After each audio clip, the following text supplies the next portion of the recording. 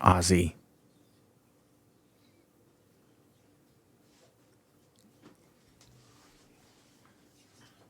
I got 1 minute, Patrick. Oh, Ozzy, I'm gonna get your collar on you, dude.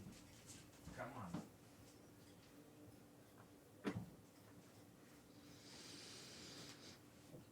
on. Hopefully too much of your evening wasn't taken up with troubleshooting with that device last night. No, I let him do his thing and started another puzzle. So Nice. I just got out of the way. I learned my lesson a long time ago. Just get out of the way. Let him do his thing and just get out of the way. Yep, I had to learn that lesson last night again. Oh, no, what happened? Oh, when we were just doing the outdoor movie stuff, it just wasn't in the cards for the attention for the rest of the family. So Got it. We got started and then had to pull the chute. Pull the chute of the way in. Okay. Oh. It is What movie were you guys watching? Across the Spider-Verse. Oh, Babe, we're starting. sorry. Okay. And here we go. All right. Good morning. Good morning. Let's roll the intros.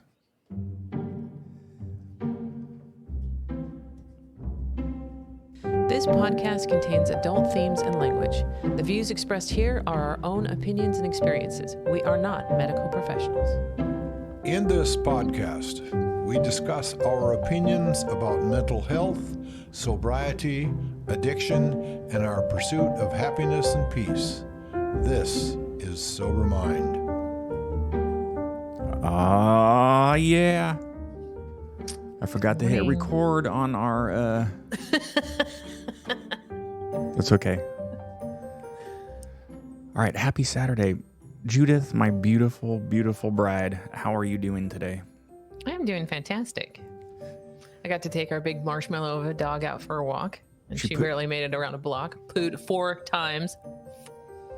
Setting records. Nessa the boxer, she pooed 4 times on a 1 block walk. I got to remember to take at least 4 bags because it's almost a guarantee she's going to go 1 more time than the bags that I'm actually carrying. That's always the rule, right? Yeah. So, but she got her walk, and then they both got their breakfast, and they're should be good to go. Nice. I'm looking forward to doing some gaming later on today. Oh yeah, we'll Thank talk you, Patrick. Yes, we'll talk about that towards the end of the show. Patrick, my dear friend, how are you? Good. I feel like an enabler at this point. You are good. Hey, if that's the worst that we're doing, I think we're doing okay. Yeah, I think we're doing really good. We're not pounding beers and pot and getting all shitty. So we're good. Crossfaded. Yep. Yeah. Smash those bag of Reese's. Yep. We have a brisket on the smoker that I just showed you. Oh, yeah, you tempted me with. And I told you I'm making my proclamation. Here goes. Live from Lee Summit, Missouri. I make the best burnt ends I've ever had. Babe, yeah, justify. hands down. Preach. Hands down. We've tried Jack Stack. We've tried Arthur Bryant's. We've tried Gates. Gates, disgusting. And then, so hands down. Yeah. You make the best ones. So we're going to do that and then crack open some game, and we're going to go ahead and pull the trigger and repurchase Red Dead Redemption 2 for the PC. It looks fucking amazing. 60 frames per second. This is not a gaming show. That. This is not a gaming show. So no.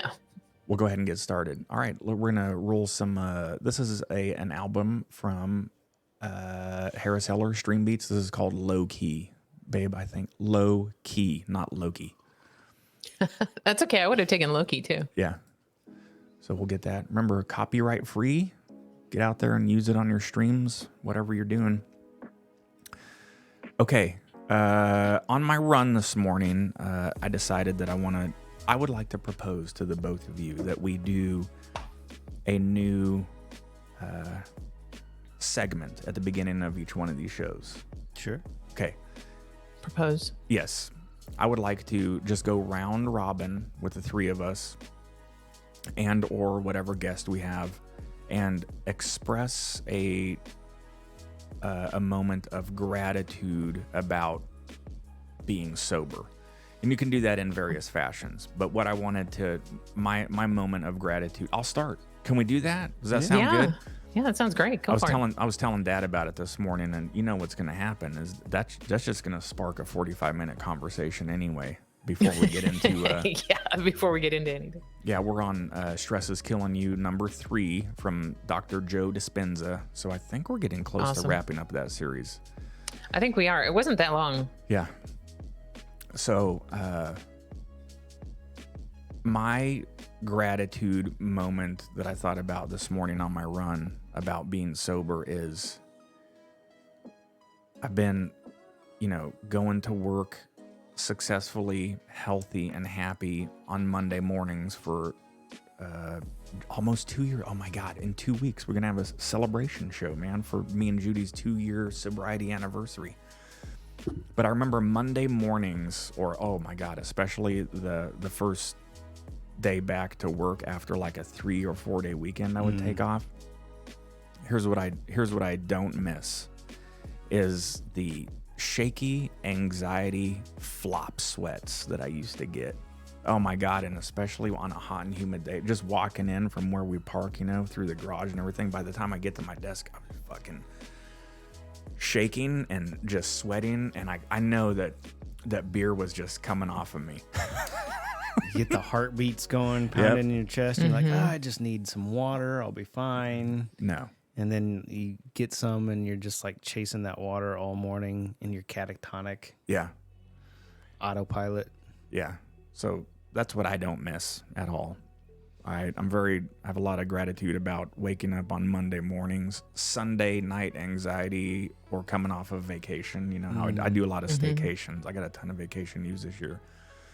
In the past, I would be just riding a drunk and a hangover for the entire time I was on staycations, that I would try to start to taper off a little bit. I think just to cruise through hangovers, and then, because I know I'd be going back to work, but whatever night it was before going back to work, I'd always get super depressed and anxious, and then I would just end up getting a little bit more drunk anyway, and then not sleeping well, because I'd have anxiety, and then waking up and just fucking dreading. There was a lot of times I would call in sick. I would just have to get drunk again, and then figure out a way to taper off again to the calculus again. Like, all right, don't crush a fucking 18 pack of Busch before noon today. Yeah. Have like 12. Yeah. That's my gratitude. Who's next? Patrick. I love this segment. You're stirring up a lot of old memories there that are very seared into my brain. I have one. Last night had like an event planned for the family, and it took some setup for, and we get to the event, and let's just say everybody wasn't in sync or on the same page. I said it just wasn't in the cards. Kids were not focused, and there were other items going on, and the rest of my family wasn't on board with the event, and I had to just like surrender to like whatever setup and expectations I had. It's like life is what happens when you're busy making plans, and I just know that. So part of it, I had to like tear down part of the setup. We set up a projector in the backyard to watch a movie and everything, but couldn't due to like heat and mosquitoes and other stuff and a few power things. So I ended up just like, shuttling the kids and wife inside, and then I had to like break it down, and I just finally know that I was like, if I was drinking, I was happy. I was grateful that I was able to process that and like let that go, because I just was breathing through that and breaking stuff down, and by the time I got back inside, I was in a better place to be like, all right, we're inside, there's no urgency here, nothing happened, it just didn't go according to plan, right? So I know past me would have just been like either holding on to that resentment, like didn't you see the amount of work that I did to set up? Why aren't we having fun here? Yeah. Right. I did this for you. That type of voice would, peek into my head. And then instead of expressing it, I would either drink or, just sulk in the corner when I got home or got back inside, So Why aren't you fucking having fun? yeah, right. Look what your dad did for you. It was nice, just all the kids were tired, snuggled up on the couch, and Well, good. Glad. it ended without, it ended without any more damage. I always think about this second arrow parable. Yeah. Like if everybody's in a bad mood to begin with, like, and they're coming and storming inside, is me coming back in and being like, exactly like you said, why aren't we fucking having fun? Yeah, just exacerbates the problem. Whoop, yeah. Yeah. Sorry, Dad. I'll work harder at it. Right. Yeah. So good for you, Patrick, for doing that. I think I was telling Judy a couple weeks ago that where you're at, I'm slowly starting to get there a lot more. I promised myself when I tried to explain my thoughts, I would try to be a little bit more articulate. So here I go. I'd always go into stuff with expectations. I think it's an old behavior too. I create, like, here's how it's going to end up, and that's the whole glass, the glass frog thing that we deal with, and it's you always write the book, fucking wrong. Now, good morning, Michelle. Good morning, Don. Prediction modeling machines. We just want to be safe. Yes. Yeah. So now I talked about this before. I've been pleasantly surprised at catching myself like, no big deal. It's so draining anymore to get stressed out about getting stressed out that I just, don't get me wrong. I'm not perfect at this. I get upset. I get stressed out on some things, but when it comes to something that I've been trying to architect, it's like, that's not how the universe works, best laid plans, whatever. Doesn't work to my schedule. So I've been finding a lot of peace in myself by just like what you're saying, just confront it. And, yesterday you and I were dealing with a technology issue. Yep. I had expectations for what Judy and I were going to do that night with the gaming setup, but it didn't work out. In the past, I would just inherently, it's still an old emotion that comes up. Now I know how to sort of go, hey, fucking get out of here. I got no time for you, old emotion. But that's good. But I like that we were able to go, we'll figure it out later. And when I woke up this morning, cup of coffee, decaf, still caffeine free, like 4 months now, feeling good.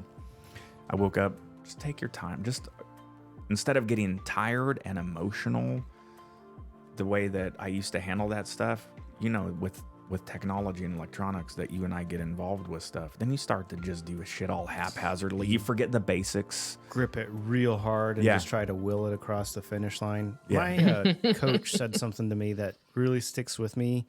And, we remember to forget, and we forget so we can remember. And what this is a nice reminder for is, like, if I'm trying to think of something, like, where did I... with tools and everything is a very good example. Like if I'm working on something, I'm like, I need to find this tool. I have to, this exact thing. Like I would just end up, if I couldn't find it, I would just like tear everything to pieces, right? Looking for it.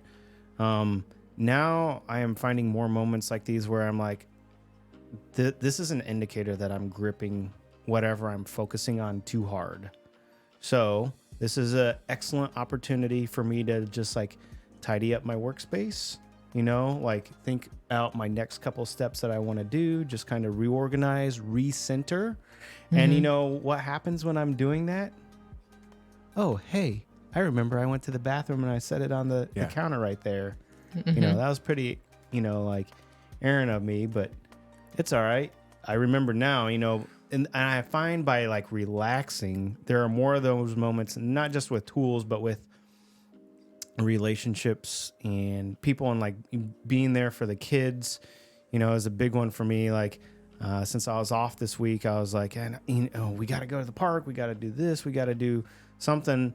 And then I realized at some point that my son was actually starting to sort his Legos. And we have like just a big drawstring bag right now. And he was actually enjoying it. So, I was present enough to be like, oh, here's some bins or whatever. And he just started going at it. And I wanted to be like, well, you should sort them this way. And I realized I had to be like, no, I was like, you're gripping this too hard. The fact that he's sorting it, I was like, I just realized I had to step back and watch and let it play out how he saw it, the pieces being sorted, right? Because he has to go through those steps himself. I can't download every image of what I have, what it should be type of thing. So it's that whole like just releasing, and the events will present themselves how needed. Yeah. Good. I'm getting there. I'm an apprentice to your Jedi skills on that. I ain't no Jedi. I'm saying this stuff out loud to remind myself too. Yeah. Real quick, we digress. Judy's got to talk about hers, but I want to, before I forget to, Judy and I we were helping a friend. Remember, folks, a friend asks for help, you help them. That's the rule of life. Letterkenny. Shut the fuck up, Jonesy. Oh, Shorzy. But anyway, you know what we did? Speaking, last episode we were talking about how we can laugh at ourselves now, and you know what we did? We had a little bit of a commute to get all this stuff done. We listened to our fucking podcast. It was awesome. It was awesome. And we were just like captivated listening to ourselves. And we were like, actually chuckling at our own podcast. Getting high off your own supply. Yeah, we're like, this is some sage advice. Like, we didn't recognize, it was like, man, we've got quite a cool thing going here. So I thought that was neat. We weren't, in the past, really cool. I think we would have been embarrassed and like cringy at the whole thing, but we're like, man, this is good stuff. Anyway. Yeah, if we actually listened to it as, the third person, so that we, like it wasn't us sitting there talking, and it's just, yeah, there's a lot of wisdom that comes jumping out of our mouths that I didn't even realize until after. Yeah. Till you listen to it again, it's like, oh, and that was pretty smart of me. And the production of this sounds good. So, in my truck stereo, I was just like, oh man, Patrick is just preaching to us down the highway the whole time. It was nice. Oh, geez. Yeah, it was good stuff. Yeah. Babe. Yes. What's your gratitude? So right before we decided to go sober, there was a lot of mornings where I would wake up and I would feel the anxiety, and I would be shaky, and I would be, feel that level of discomfort. And I'm just really grateful that and the level of self-recrimination that I had, the level of self, my internal critic just going to town at me every morning. You need to stop this. You're ruining your life. You're ruining your body. Look what you're doing to yourself. And that, yeah, that inner dialogue I don't have when I wake up in the morning now. I don't have that inner critic yelling at me, telling me I'm not doing what I'm supposed to be doing for my life, and I'm killing myself basically, and all this. And I don't have that dialogue in the morning. I wake up in the morning and I'm calm. I don't shake. I don't have that need to dampen whatever emotions are coming up first thing in the morning, because first thing in the morning you're sober until you dampen everything with a beer or with a joint or whatever. And I don't have that anymore. And I'm really grateful to wake up and not feel those emotions and feel that self-recrimination. It's just been amazing and releasing, and it's lovely. It's nice. It's a big time and energy sink. Oh yeah. Oh yeah. Jesus. So much. There was I'll just use the word, the patheticness of Judy's experience was the same thing that I was going through, and we both knew it, but we never talked about it for years. Never talked about it. I remember, which is so silly. So Yeah. silly. And the only reason we did was fear. My main catalyst there was fear of being rejected, fear of not being able to commit, fear of being scorned. It was just that fear was crippling for me. About 5 years ago, we went out with some friends and we got fucking Shitty. hammered. And then we ended up at home, and Judy and I continued this escapade. And I remember waking up the next morning, and Judy was just a mess. So was I, but I think she had hit it a little, just a little bit harder, and Just a little too hard. She was like, she was shaking, and she as she was going. I think I threw up too. Yeah, as she was going to the bathroom, she's like, I can't. She was just about to say it, and I know she was about to say, I can't do this anymore. But she never completed the sentence. She never completed the sentence, and I knew as I was sitting there like gently crying to myself that we were just fucking that hammered, still drunk. I think drunk and hungover, and I was like, I had a weird moment of inception, like, please don't say it. I'm not ready to quit. Yet the other part was like, please say it. I'm so ready to quit. It's that weird, the alcoholic's paradox. Like, I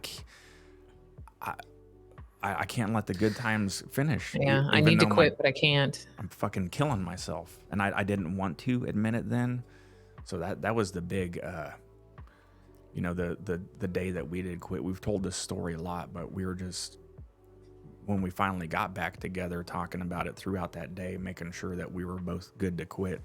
Because it wasn't a difficult decision. I finally got a little frustrated with, I don't know what it was, probably with myself. And I was like, why didn't you say something sooner? And it was just, she's like, I was scared. And I said, fuck, so was I.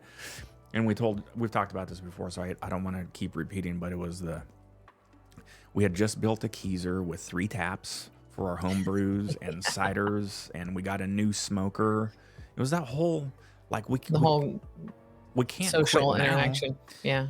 How fucking stupid is that? If you're out there listening to this, just look, it's a lifestyle decision that's gonna end up killing you. And don't make excuses for material things or social activities. You got to take care of yourself. So there's an added layer of anxiety. You're saying this, and it's ringing true with me. And that dialogue in the morning, when you immediately wake up and you're like, you have that first self-hate of, I can't keep fucking doing this anymore. This is fucking awful, right? Yeah. Is bad enough. Like, just doing that over and over. This sucks, I'm in a shitty place, but you drive yourself so hard to be like, you're in a shitty place. And then the brain begins to cascade and like begin to think like, well, is it time to give this up?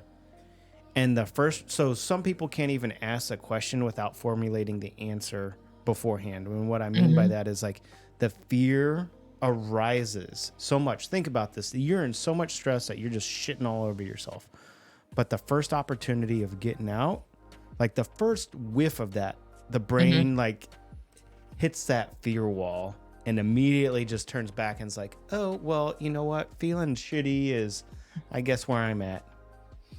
I deserve Let's go crack another beer. Yep. Yeah. I can't see myself without this. I don't know what it looks like. I am so scared of like that opaqueness, that unknown. I think Ben Affleck, out of all people, has a quote of something like, the pain of being an alcoholic needs to rise higher than the fear of giving it up. Oh, wow. Yeah. Something along those lines, where it's just a simple mathematical equation. Like one has to be, that pain has to be a larger driving factor than that fear at some point. In order for the switch to flip for some people. I'm just sharing that as a quote. I'm not saying that is how it is for everybody. I don't know if that's how it was for me, but that's just an interesting way to look at it. No, I like that. I think that's we put the label of rock bottom on it. Yeah. Yeah. I think that you and I, John, we reached that level at the same time and both just decided, okay, we're done. We can't do this anymore. Yeah. Because we brought it up, like, let's just, and it escalated within a matter of a half an hour from let's just not drink during the week to let's do a 30-day not drinking to let's just not drink at all. And it just within a half an hour went from that to that. Yep. I agree. I also reached a critical mass at some point. I didn't know what the giving it up looked like. I just knew I was like space. So, baby steps when you're going to that. We'll do the 30 days and then Yeah. stretch it out and then build your toolkit and everything like that. But I will also agree there was like a critical mass that caused that switch to flip. Yeah. Well, good. We're here now, and then the other little thing of beauty and just a happy little accident was when Patrick Sandy was walking by, and I was like, "Oh, this fucker from work." Like, hey, Patrick. How come I don't believe you when you say No, I was pretty excited. It wasn't until the second time that he was cruising by that we actually had the awkward, you want to go get some coffee or something? And I was like, I don't know how to fish, but I certainly can learn again. And I'm sober, by the way. And he's like, you turned around, actually. You're walking away. You're like, I've been doing sober. the Midwest goodbyes. Yeah. Yeah, you were 18 months sober at the time. And I was like... Mm-hmm. We're about a year apart. Yeah. Because mine's September 6th. Yeah. So here we are. Yep. Well, I knew I had to chat you up because I don't know if I've ever shared with it on this program, but at work, I'll try to be very discreet here. There was an event that was a celebration of the department's like celebrations of like some of the positives of the departments over like the quarter. Yeah. And you came in character. Oh, yeah. That was Oh, yeah, I remember that. Yep. We'll talk about it later, babe. It's Okay. too revealing. Yeah. Yeah, okay. You committed to it, so I sure did. you left an impression. Oh, you knew it was me? Well, it took me a little bit to process since I didn't work with you daily. Yeah.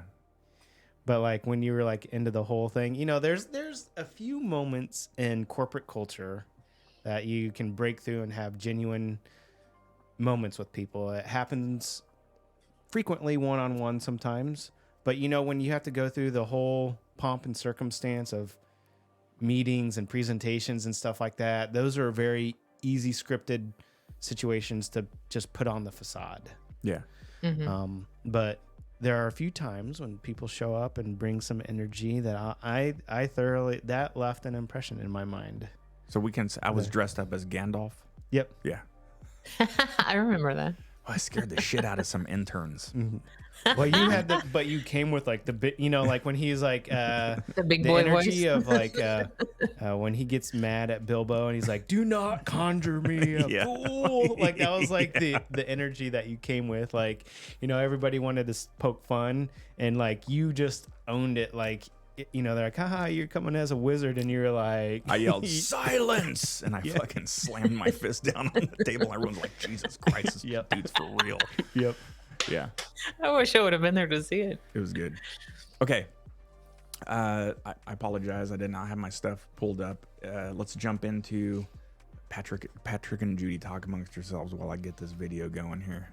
So there's no I like awkward that silence. the beginning that we decided to do the sections of Gratitude for being sober. Yeah, I like that. I think we should incorporate that from here forward. Okay, deal. So we're like 7 minutes in. So we'll wrap it up. Today we'll watch 3 minutes. Then the next weekend we'll wrap it up. And then so there's some Andrew Huberman that we want to get into. And And we'll just keep it Dr. going. Wayne Dyer. Yeah. Still got to wrap up okay. We'll pull ourselves together. I'll be there for us. It's not going anywhere, John. Yeah. Okay. All right, let's get into it. As a reminder, we're doing Dr. Joe Dispenza, he did a series on stress is killing you, this is why, and what you can do. It's a 13-minute segment, so we've been breaking it down into 3.5, 4-minute chunks. So we're gonna get back into it here and just do the cold jump in. So here we are. Those emotions that keep us in the familiar past. And so if you think 60 to 70,000 thoughts in one day, and we do, and 90% of those thoughts are the same thoughts as the day before, and you believe that your thoughts have something to do with your destiny, your life's not going to change very much, because the same thought leads to the same choice leads to the same behavior creates the same experience, and the same experience produces the same emotion.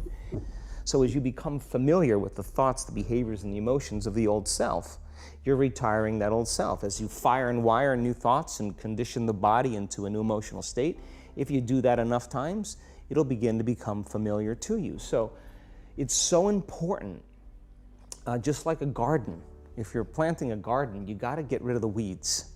You got to take the plants from the past year and you got to pull them out. The rocks that sift to the top that are like our emotional blocks, they have to be removed. The soil has to be tenderized and broken down. We have to make room to plant a new garden. So primarily, we learn the most about ourselves and others when we're uncomfortable. The stronger the emotional reaction you have to some experience in your life, the more you pay attention to the cause. And the moment the brain puts all of its attention on the cause, it takes a snapshot, and that's called a memory. So long-term memories are created from very highly emotional experiences. So what happens then is that people think neurologically within the circuitry of that experience, and they feel chemically within the boundaries of those emotions. And so when you have an emotional reaction to someone or something, most people think that they can't control their emotional reaction. Well, it turns out if you allow that emotional reaction, it's called a refractory period, to last for hours or days, that's called a mood. I say to someone, hey, what's up? You say, I'm in a mood. Well, why are you in a mood? Well, I had this thing happen to me 5 days ago, and I'm having one long emotional reaction. If you keep that same emotional reaction going on for weeks or months, that's called temperament. Why is he so bitter? I don't know, let's ask him. Why is he so bitter? Why are you bitter? Well, I had this thing happen to me 9 months ago. And if you keep that same emotional reaction going on for years on end, that's called a personality trait. And so learning how to shorten your refractory period of emotional reactions is really where the work starts. So then people, when they have an event, what they do is they keep recalling the event, because the emotions of stress hormones, the survival emotions, are saying pay attention to what happened, because you want to be prepared if it happens again. Turns out most people spend 70% of their life living in survival and living in stress. So they're always anticipating the worst case scenario based on a past experience. And they're literally, out of the infinite potentials in the quantum field, they're selecting the worst possible outcome, and they're beginning to emotionally embrace it with fear. And they're conditioning their body into a state of fear. Do that enough times, body has a panic attack without you. You can't even predict it because it's programmed subconsciously. The hardest part about change is not making the same choices you did the day before, period. And the moment you decide to make a different choice, get ready, because it's going to feel uncomfortable. That's good. Man, gave me chills a little bit. It's very apropos. Can I jump in? Yeah. So here's my reveal for the week. So that made me feel good that he actually said, sometimes we have, I'm reacting to an emotion that I've had for a week. So I like that, because it gives me some solace knowing that I'm not completely neurotic and just hanging on to stuff. So here's what happened. Monday, I was, in my position at my career or at my job, I have taken a step back from something, and I was looking at some information, and some names popped up, and I started going down this, just what he's talking about. My brain's like, oh, I bet they're doing really well. Oh man, they're doing so good. I think they're more successful than me, and I just without, it was like on autopilot, just this whole self-deprecation. And I caught myself, and I was like, hey, you know, we're doing this for my mental health.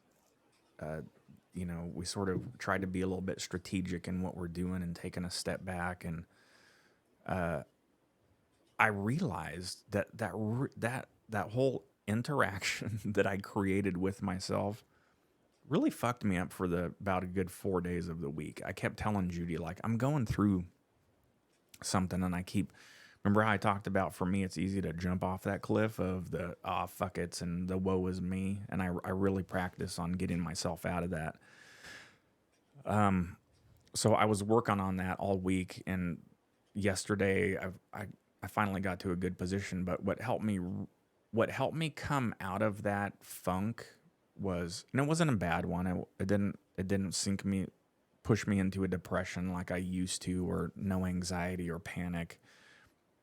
It was just disappointment. And what I realized was, some stuff that we've talked about. And Patrick, you jumped onto my shoulder. You're like, what's happening here is you're going through another phase of mourning another former self. Of, oh shit, I got to let that go. And there's a lot to throw in the blender with that, because you start to, create again, like, going back a year, 2, 3, 4, 5, 6, 10 years, and thinking about, well, here's how I used to be, and here's the path I was on, and here's blah, blah, blah, and other people are doing this. And then start to calm myself down, and my Patrick and Judy were on my shoulder, and I was like, sadly enough, I have to remind myself, like, wait a minute, I know most of these people, and they're fucking miserable too. And, maybe I'm a model for what some folks should try to do, and that is, don't let your career define who you are. Let you define you, and take care of your mental health, because, like we've said before, if the shit hits the fan with you and your health or whatever, and you look back on this stuff, you defining you by your career is the biggest fucking waste of time that you can do. Unfortunately, it's the American way, and I think the Japanese way for sure too. So anyway, this was very helpful to see. It gave me some validation of that I had an emotion. It impacted me for several days, and I worked through it, and I'm in a good spot. I like how he continues to speak to the mind and behavioral and emotional relationships with each other. And your story is a good example of that. Like, in your mind, you can say, like, oh, hey, that's not me now. But the body doesn't forget. It's been conditioned for so long. That's like when we wake up and we're like, I don't need to drink anymore.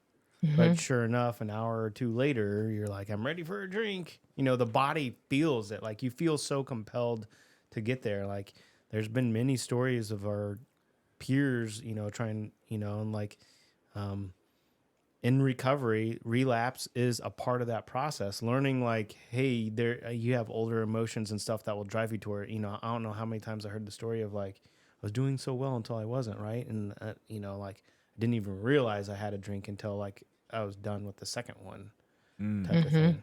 Same with your story, is like, I know where I need to be here. It's just that the body doesn't forget. Yeah. Yeah. I do like the fact that some of the things that he says, like attention, energy goes where, or attention goes where energy flows, or energy flows where attention goes. Energy flows where attention goes. That's it. And then the one where brain cells, the ones that don't fire together don't wire together. Yep. So it just reinforces that, yeah, it's going to take work, and yeah, it's going to be uncomfortable, but it will change. You just have to keep reiterating, keep thinking, keep wiring or one specific way, and eventually the body will go, oh, okay, let's jump on board now. But it does take a little while, but it does work. And I do like the fact that there's a reaffirmation there. So, we speak of these behaviors, emotions, and thoughts being wired together. And they, if they're a bad set, we call them ruts, right? I'm stuck in a rut. Mm-hmm. I do X, and then I feel Y afterwards, and then I start the cycle all over again. Drinking's a good one, but there's other behaviors that fall into that category too. Mm-hmm. And ultimately, the brain does that because that's where it feels comfort. That's where it feels safe, because it knows the outcomes, right? We've talked about this with behavior.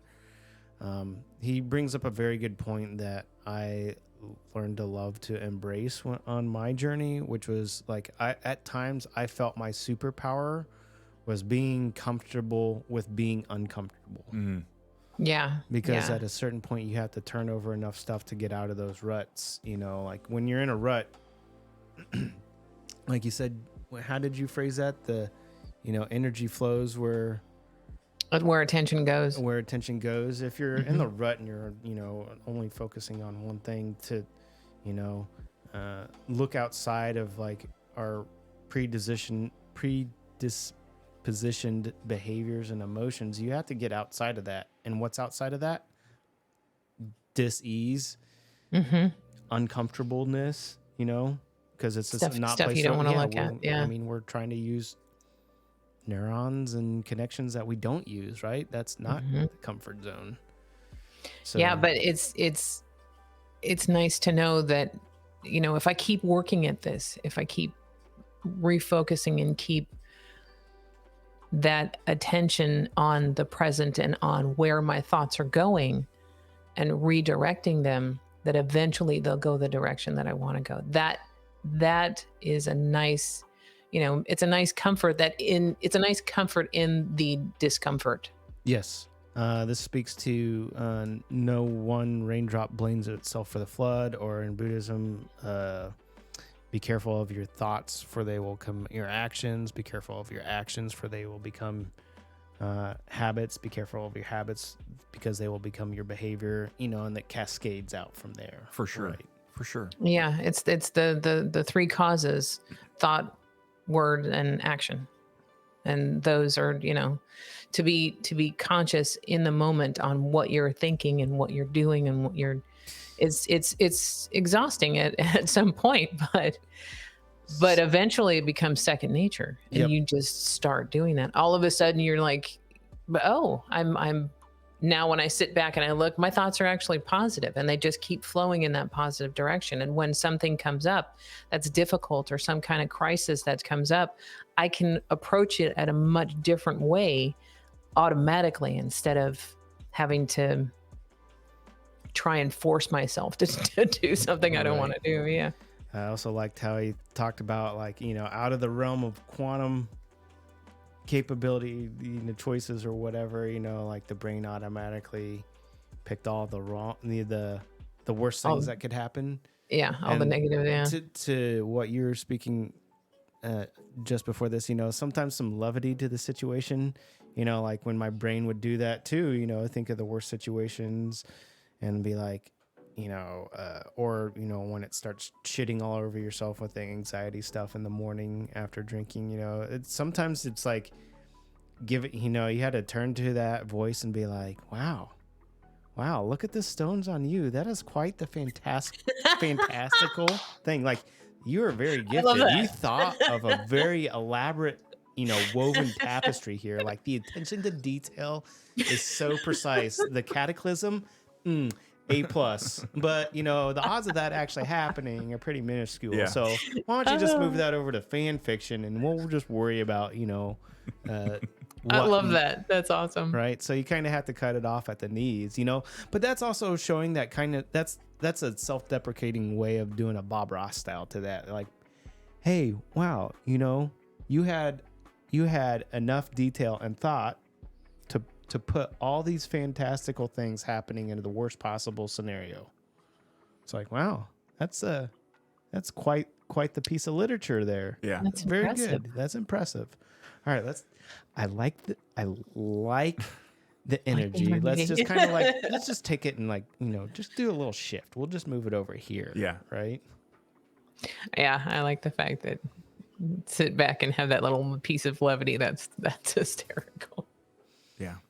I'm gonna think about that every time my thoughts start to go down the way. Oh, I that's really pretty have that. special. I can't believe you have so much vanity that you would think everybody Yeah, would right. be Oh, thinking that's about even that. better one. Yeah. You know, and then sometimes I'll get done with those, and the other voices, the sarcastic one, just like after I can't believe this happened, and you're just like so like why did this happen? And then like a pause, and then I hear this little voice from the other side of my head going, "You okay, bro? Yeah. You need a minute?" Yeah. Take a couple breathers there for a Right? minute. Yeah.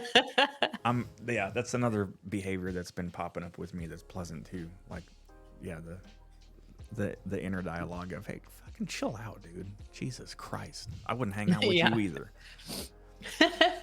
With me. So anyway, that's I think I've talked a lot about myself. Judy has been on a very consistent wave of positive energy. It's been refreshing for her, I think, too, because It's been very refreshing. Yeah. Patrick, how are you doing? Again, you seem like you're just consistently going towards a trajectory of even keeled. Even keel is the best way to describe it right now. I'll be honest. I still feel like a piece missing, and let me trying to expound upon this. I am very grateful for the, like you said the other week, if I can't learn to think well or have positive behaviors, disengaging from the negative one is the first step. And I feel like looking back, you know, every time like my inner critic speaks up, like yesterday may have ended on a weird note for me, but I was able to come over here. I did a bunch of cleaning. I completed a wood project that I hadn't planned on completing. I had time with the kids. Like, it was an overall very successful, it was a great day. But if I were to try and break it apart for the little things that I had completed for it, it would be kind of like blah, or, you know, like, oh yeah, that's kind of nice type of, not like grandiose, but the fact that I didn't engage and sit on any maladaptive behaviors. Yes. You know, so over the course of time has, you know, it's a concept of 1% better. Like, as long as you're not going backwards, if you can expand 1% better each time, you have an exponential growth happening. And I feel that happening, but there's an item that I'm still looking for, and it has to do with and I've talked about this before, you know, since we're in the field of technology and we can get very meticulous on things, either in projects or whatever, when you coupled that with either anxiety and urgency, like the amount of focus that I could and drive that I could bring to projects was, you know, like we call it, like I went in beast mode and took care of business. Yeah. And sometimes it was at the expense of, like, you know, working straight through, maybe missing some things, you know, not taking care of self, missing a meal, missing sleep.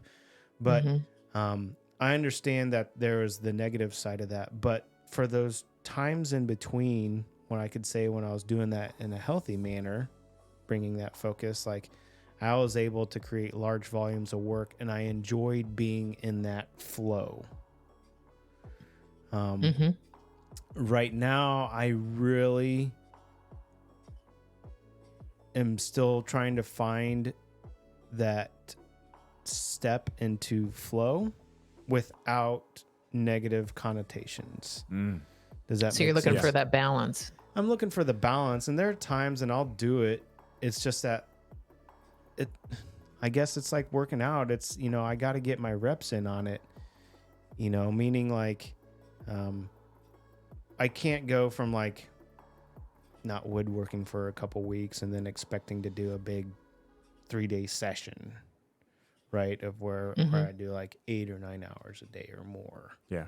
And expect the same like I used to. Like, I used to just, you know, you'd almost just will yourself like we talked about before, you'd will yourself across the finish line at expense to other things. What I have found, are you done with your thought?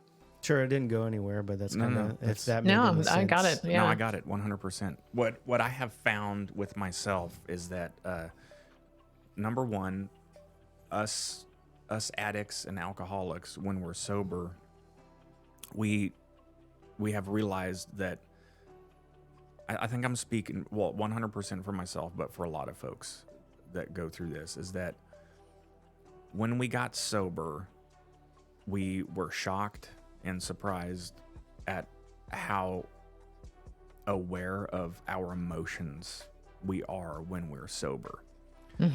Maybe that was sort of the point of why our disease would make us overindulge, is to quiet that cacophony in our minds. Oh yeah, most definitely. I've told people, like, when, you know, they're like, John, just chill out, bro. It's just ride the wave, man. I'm like, I fucking can't. There's a lot going on in there. Believe me, I wish. Sometimes this is very unrealistic, and I don't want this to happen to me, but I get frustrated sometimes because I think, I wish I wasn't so fucking self-aware all the time of my emotions and of me. Just, why am I all fucking up in my business all the time? Just fucking, can I just let bygones be bygones and enjoy the now?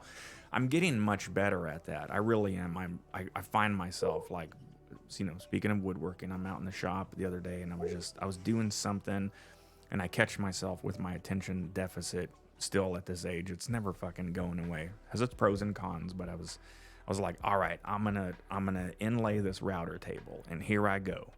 Fucking 10 seconds later, I'm off in the corner doing something else, and it's like, dude, just calm down. I have the conscious ability now to be even more self-aware of a lot of these things, but it's like, all right, just focus, take a deep breath. You can do one task for 5 minutes, just calm down. But I don't get down on myself about it either. It's like, that's just how I am.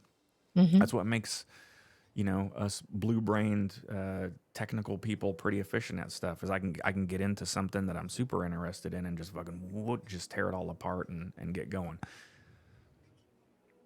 What I'm trying to say in a bad way is that I think what I realized is that what you're going through is the same thing that I go through, and I think it's a moment of deep conscious and subconscious reflection. We get to a stage to where we're good. We're like, and you have that moment. I've had that moment. Judy does. It's like, man, I feel really good. Life is going really, really, really well. I hope this doesn't end. But there's another doctor on there who says if you think you can just cruise around and be that level of happy your life, you're incorrect. You're a human being. You're built to survive. So what I'm prepared to do now is that when I have, like, the week that I have last week, it really quickly goes into off that cliff of, fuck, man, I was really happy last week and now I'm not.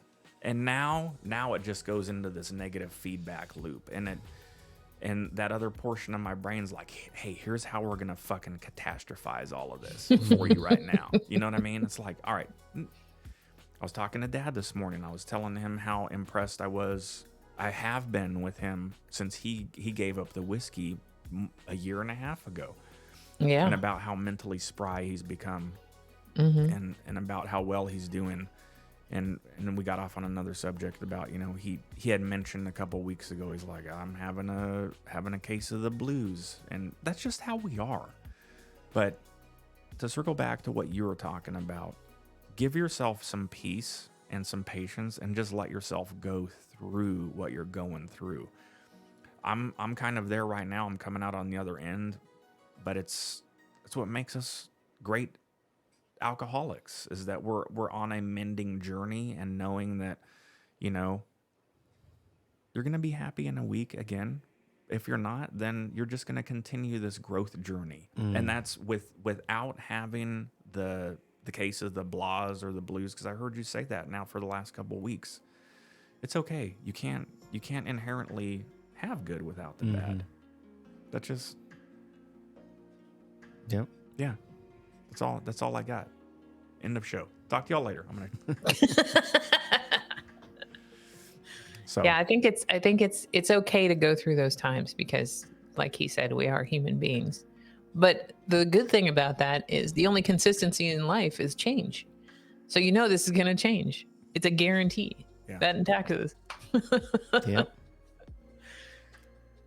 So But you got good friends here, so we're here if you need it. Very grateful for that. yeah, likewise. And look, we're wearing the same fucking shirts. This is our new Silver Yes. Mind uniform. You guys called each other. Okay. We got 6 minutes. If not, we can wrap it up here. I'm done talking. I'm good. I think we did a good show. I'm ready to go wrap the brisket. And listen, all right. For those of you watching that are not from the Kansas City area, I'm gonna break it down to you real quick. Not from the Midwest. No, here's how you make a brisket. 250. No fucking discussion. No 275, no 225 on the smoker. 250. You just smoke it until it gets to about 170 degrees. Then you take it off and you wrap it in butcher paper. No fucking aluminum foil. You don't want to steam this thing to death. Butcher paper, let it breathe. Still absorb a little bit of smoke. Cook it to 205. Pull that fucker off. Wrap it in a towel, put it in a cooler, let it rest for 3 hours. Slowly bring the temperature down. Done. It's not that difficult. That's the Kansas City way. And don't fucking, hey, quit fucking putting barbecue sauce on your shit while it's in the smoker. What are you doing? Little barbecue sauce on the side. Dunk it in there if you want. Well, I'm glad you have this out so I can come back to it from my notes when I get going on mine.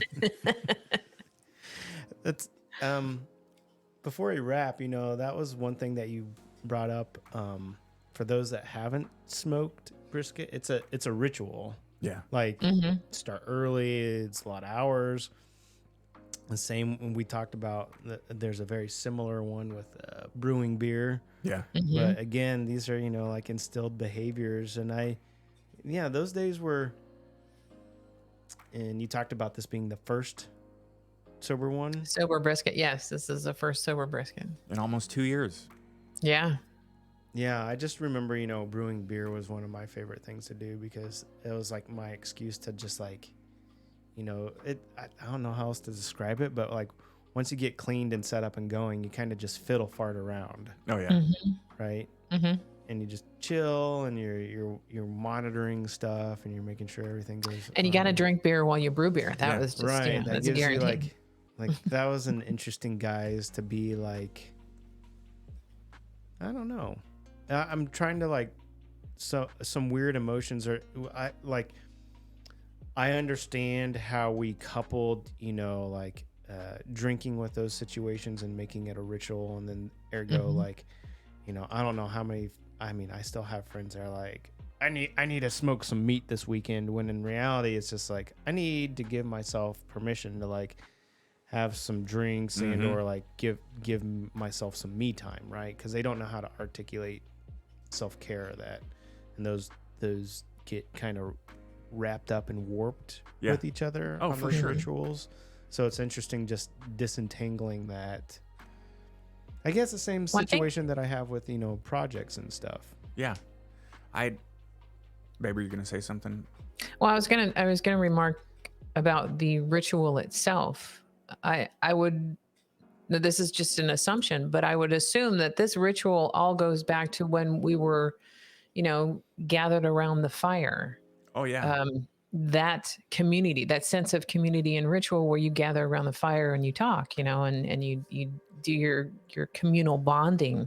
I think it's still ingrained in humans as we are, because we've been doing that for so many hundreds, thousands of years. It is, but with the rituals that we're talking about, it was always the inherent excuse to drink all day. Oh yeah, I'm not discounting that. I'm just saying that there's also that ingrained ritual about gathering around the fire and the communal aspect of it. I mean, because when we used to brew beer, it would be you and me, or we'd have friends over and we'd be brewing beer, and we're all gathered around the kettle with the burner, drinking, and socializing. And that was just one of those things where we'd and we'd have the smoker going. Yeah. And It gave us that excuse to gather and commune. And like we said in the beginning, so this is a good way to sort of talk about that weird feedback loop of that was one of the main things we realized we'd be giving up if we quit drinking too, was that whole. But we don't have to give it up. That's the whole thing. I mean, we gave up that societal, that specific group and those specific activities, but the ritual. Yeah, the ritual of it, we don't really have to give up. We have to painted a different Find color. other avenues to carry it. Yes. Yes. Well, and there was no way for me to decouple those two. I knew. So here's the weird paradox, and I like talking about. Yes, we're talking about smoking meat, and it's fucking delicious. But hear me out. So I remember a week after I got sober, I put the smoker away. I put the cover on it, and I fucking haven't really used it since. Someone asked me the other day, like, I haven't talked to him in years, and that was, again, part of our weird identities that we had somehow. He's like, John, you've been firing up the barbecue and smoking meats, and I'm like, no, I got sober. And that came out of my mouth, and he looked at me like, Jesus fucking Christ, sorry. What does that have to do with anything? You know what I mean? Like, What do I do with smoking meat? You smoking meats over there? yeah.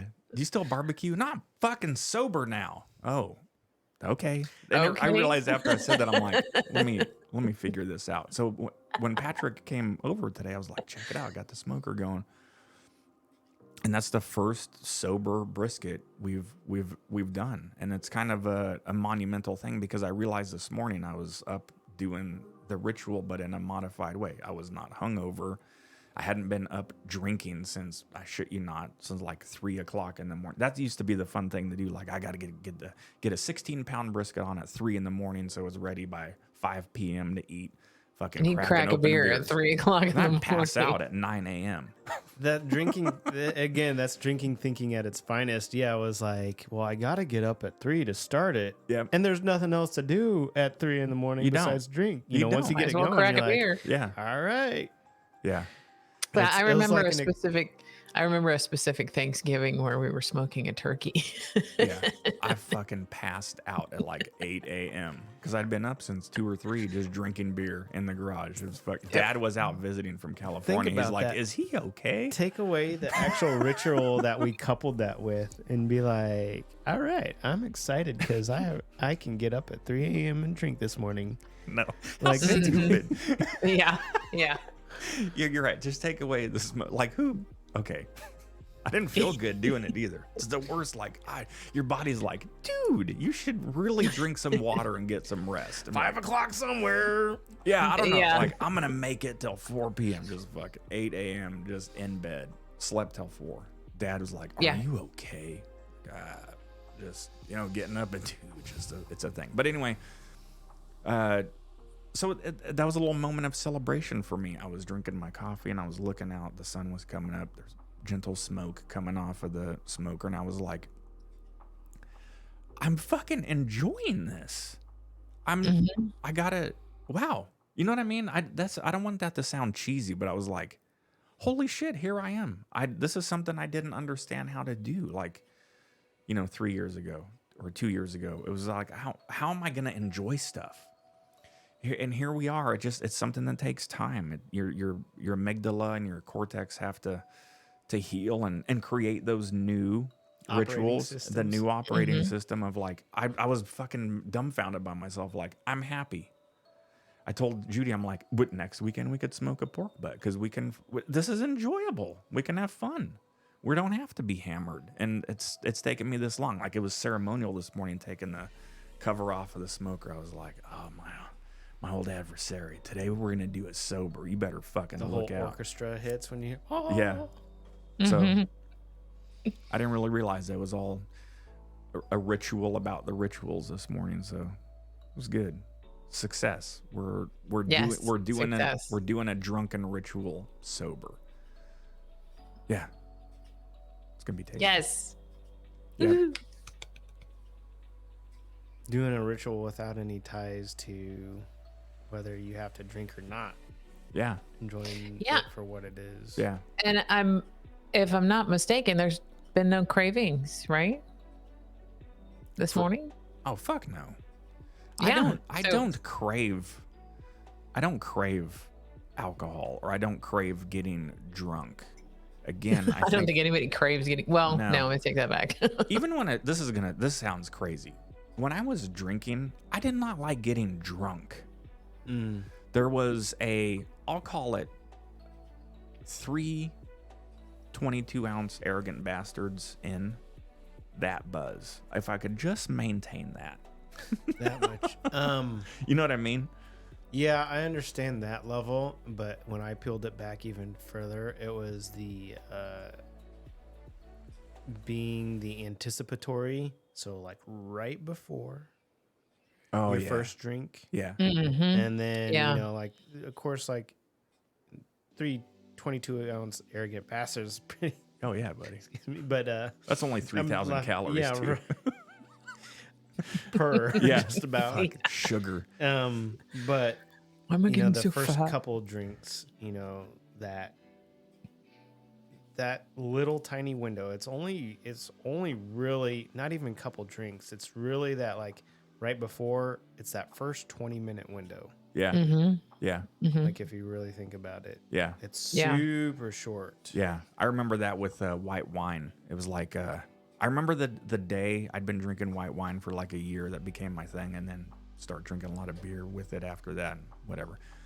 But I remember getting off work, immediately going, this is pandemic time, you know, so it was off work, sit in the chair, John-sized glass of white wine, which is like half a bottle, I'm sure. And Camelback. Yeah. Yeah. And I remember that my alcoholism that day changed. It was about 3 years ago, because I had drank it and I was eating some peanuts. That was my thing. And I was like, oh man, it was a weird endorphin release that I never had with drinking. Not that I can remember, but I was very conscious of it. And I was like, well, I just crossed into another level, because now it's going to be white wine from here on out. And from that day on, it changed. Does that make sense? Like I remember how good it felt. I'm like, I can never not have white wine now before I drink beer.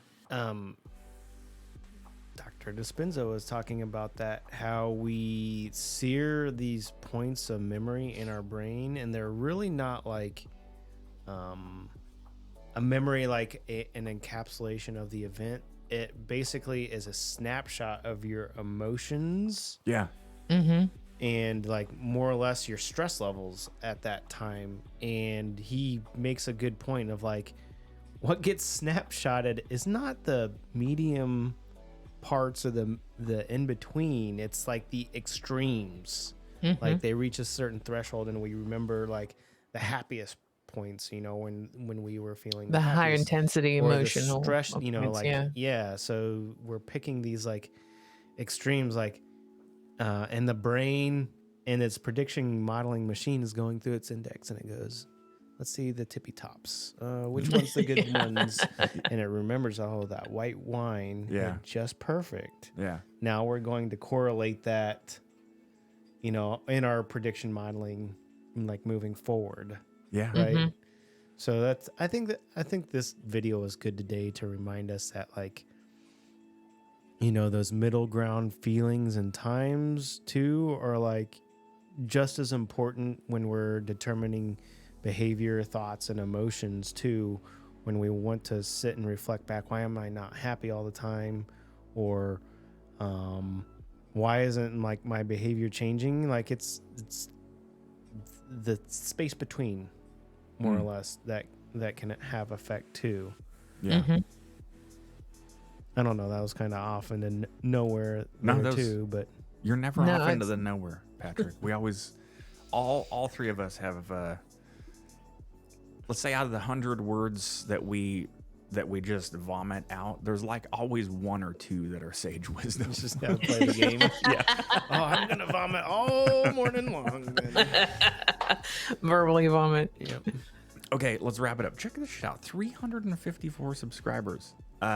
Thank you, everybody, for subscribing, by Yes, the way. thank you. So I got like 10 subscribers the other day because I uploaded a video of the dogs. So I know it's going to happen. Some people are going to, now it's going to be in their feed and they'll be like, I subscribed to this guy's dog video. What is this alcohol shit we're looking at? Unsubscribe. I gain 10, lose 5. But some people are like, oh, this is intriguing. We throw Anyways, the dog. It's funny, so we throw him in there. yeah. Thank you for the support, everybody. Thank you for liking and thank you. subscribing. We appreciate it. Thanks for being part of this community. I like that the bunch of the folks that we have, they're in it for the long haul to listen to us just get together and talk. I've got some good feedback from people that have newly joined this in person, and they're like, "Hey, man, I listened to your show. They just do this weird like, it's a lot to think about." It's still sorting. Yeah. Yeah, take a look. That's me in general. That's why we do this weekly. It takes me the whole week to Yeah. process. Take a look at yourself. It's healthy. It's important stuff. Okay, let's go ahead and wrap it up. Next week we're gonna continue on. So we're gonna Finish up. Right? Yeah, we're in agreement. We're gonna start every show with our moment of gratitude I think that's good. as it relates I like to it. alcoholism, because I know we spend a Yeah, ton being of time sober. Yeah. yeah talking about our mental health, Mm-hmm. which is very sober mind. So that's it. All right, let's go ahead and call it a show. Fantastic discussion, you guys. I love you both. Yes. Patrick, thank you for being a part Love of you our guys. lives, man. I love it when you're walking over here every Saturday, and yeah, today you were quite moist to the touch from the humidity. It was wacky out there. Moist. Yeah, I appreciate you sharing that adjective. Yeah. So, all right, and here getting some good feedback. Popular demand outro. If you or someone you know is struggling with mental health, please contact the Suicide and Crisis Hotline at 988. Also, if you need help with addiction recovery for yourself or someone you know, please check out Al-Anon. Be kind to yourself. Be patient with yourself. You are loved. Thanks for listening. Check out the Sober Mind live stream at youtube.com/@sobermind. Oh, yeah, everybody. And we're out. We're out. Good show. Thank you. Thank you, everybody. Thank you, love. Remember, as a reminder, Judy's in this house. She's 30 feet away. She's in the Zen room. She does not Should I live come back here. there? Someone's like, "This Judy." Yeah, come back. Run back here real quick while we wrap it up. Just proof. No editing. Check it out. Music's going. Not cutting it. Oh, shit. See? Couldn't have planned that. There's the dogs. There's the dogs. Here she comes. She'll be here in 5, 4. Yeah, she Should I tripped do over like already. the cut? 3. Where it looks like. Boom. All right, y'all. See y'all next weekend. Next time. Bye.